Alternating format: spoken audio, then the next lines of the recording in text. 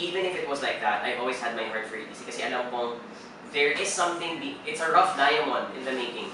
ETC is also the youngest that time.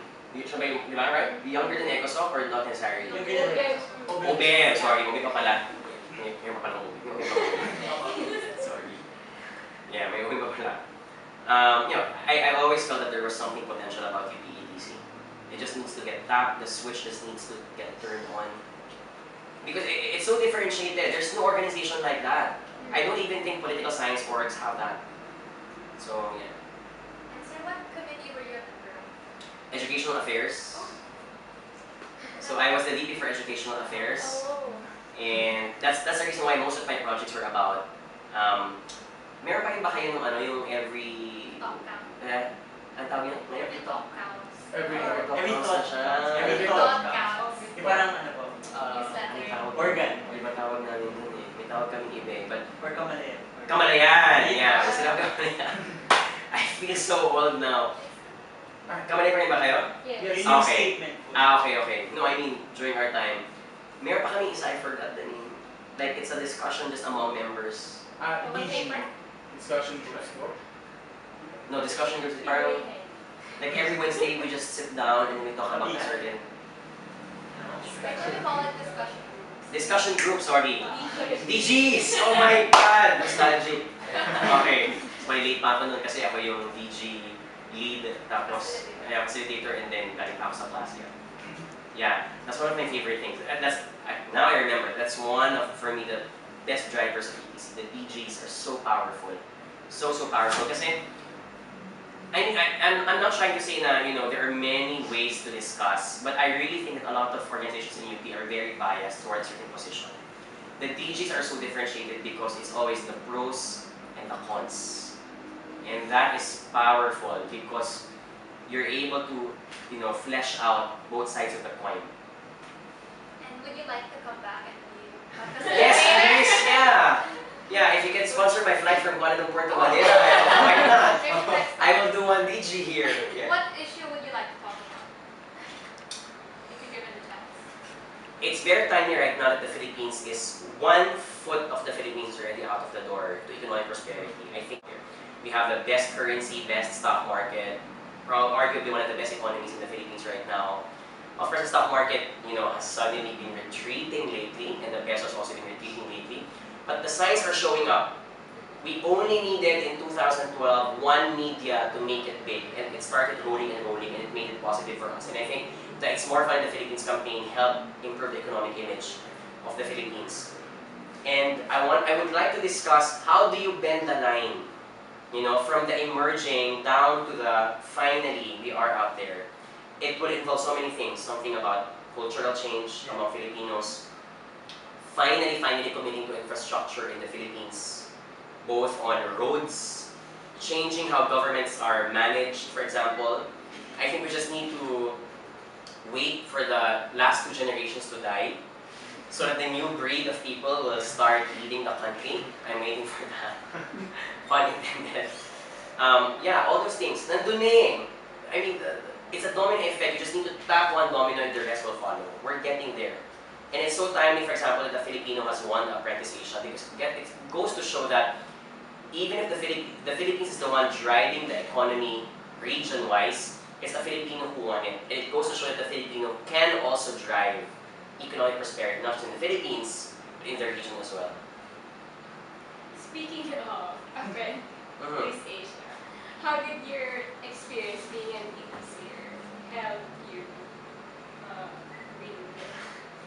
Just to backtrack, the debate society helped me in putting myself into communication skills in the boardroom. But the one that put the heart into it for me was UP-ETC. It is in UP-ETC where I felt the idea that we have to give back to society.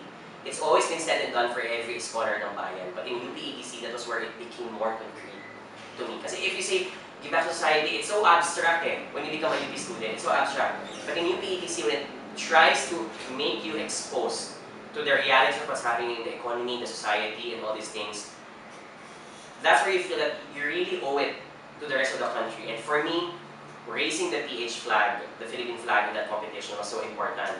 Knowing how the youth can be inspired if a Filipino wins this, was something for me was truly taken from that culture of UPETC. That pag mamatay ka sa mundong ito, if you can do something significant, you're fine. And you can die already. Yeah. Okay, remember itong kapoy na pwede mong katokin. Ayan, ito pala. So, sir, what was your most memorable UP experience? In UPETC or UP, in general. UP? Isaw, or... Eating at Mang Jimmy's, probably. What's Mang Jimmy's? Mang Jimmy's is Paris right now. Mang Jimmy's dyan sa may Ballarat. It's sisig. It's so old. 6 years ago lang yun Ayun, meron sa Mang Jimmy's, kakain kami dyan. I think yung mga late night tambayan lang. Yung bang hindi nyo inaasahang lalabas kayo lahat. Tapos kakain pala kayo somewhere else. So yeah, I think those are very memorable times. Medyo patapos na po na. Okay. Can you describe ETC in one word? And then ETC is passion. ETC is passion for me. And I've always been talking about passion in my boardrooms with Mr. Tony Fernandez. And the passion in UPETC is that knowing that it is not enough to let this, economic lessons stay in textbooks. And I think that's the reason why most econ students don't even delve into economics after they graduate. They find something that's more meaningful in their lives. They just get the discipline out of it, but they practice something else. Because most of the time, that's what's going to happen to all of us anyway. And at least, if you don't get to apply economics in your life the moment you graduate, as long as you keep that passion in you, and you just keep it burning and burning until you get old, which for me, something that ETC really imparted to me, you'll be fine and you will succeed in whatever you do. I've always said, you can never be too small to dream big. And that passion is something, drive can always be there, motivation can always be there, but if they're empty, because there's no passion that's driving it, it's gonna be short-term success. The long way to go is to have one single passion that will drive you no matter what the obstacle and the challenge is.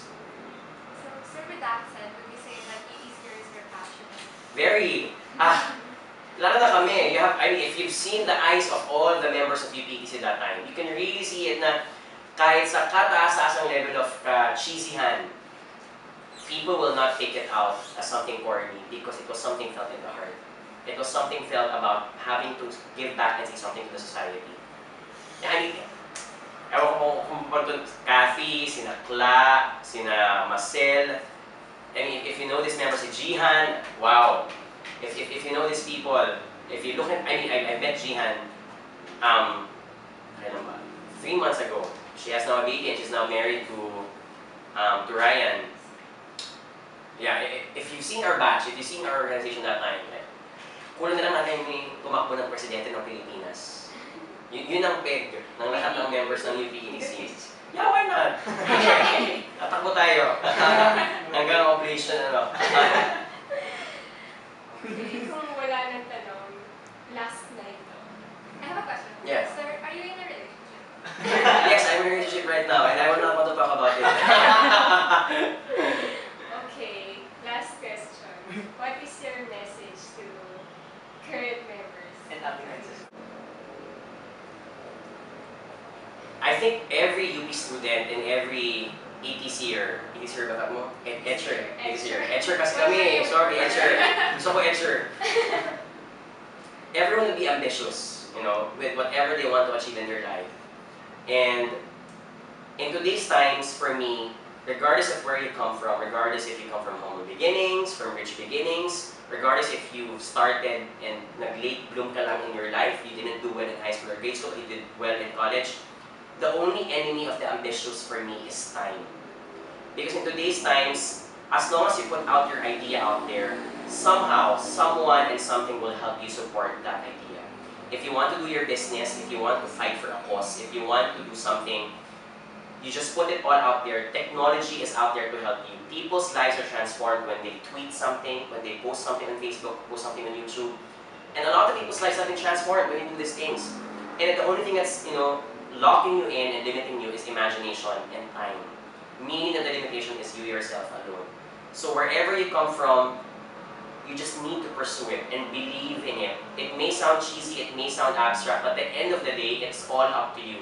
Really. In my case, winning the apprentice was all about, fighting hard to submit an application form because I wanted to join it since I was a fan, since I was in college. Despite my busy schedule with my work, I said, it's something I want to cross up before I die. And I want to do this. So there. Thank you so much for giving us Thank you. time. Entertain talaga ako, no? Parang naging mascot ako dito, ha?